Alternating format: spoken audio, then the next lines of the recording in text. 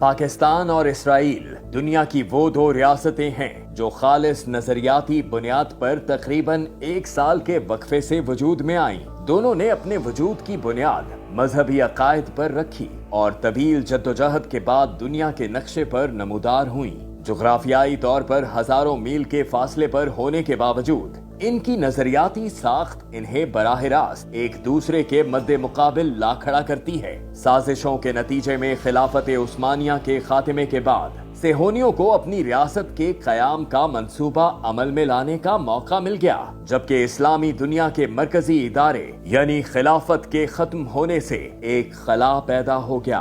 खिलाफत के खात्मे के बाद उस खित्ते में मौजूद तमाम मुस्लिम ममालिक जुग्राफियाई हदबंदियों की बुनियाद पर अलहदा मुल्क बने, जबकि पाकिस्तान की बुनियाद गलबा इस्लाम के इसी नजरिए पर कायम है जिस पर खिलाफत की इमारत खड़ी थी। मुसलमानाने बर्रे सगीर ने दीन इस्लाम को बतौर कामिल निजाम जिंदगी अपनाने के लिए कलिमा तैयबा के नाम पर पाकिस्तान हासिल किया।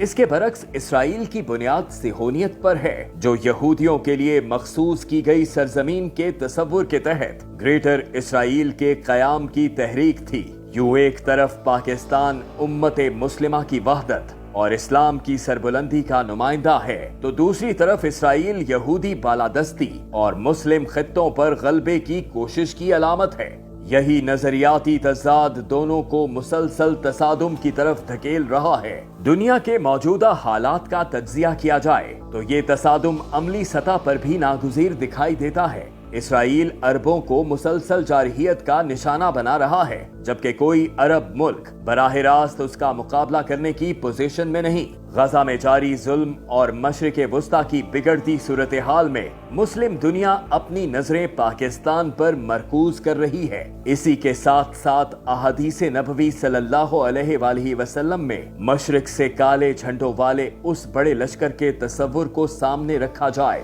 जो बैतुल मक़दस को आजाद कराएगा, तो पाकिस्तान अपनी एटमी कुव्वत, अस्करी सलाहियत और मुस्लिम ममालिक में सबसे मुमताज हैसियत रखने की वजह से बैतुल मक़दस को आजादी दिलवाने के लिए सेहोनी रियासत और उसकी पुश्त पनाही करने वाली कुव्वतों के मद्दे मुकाबिल खड़ा नजर आता है।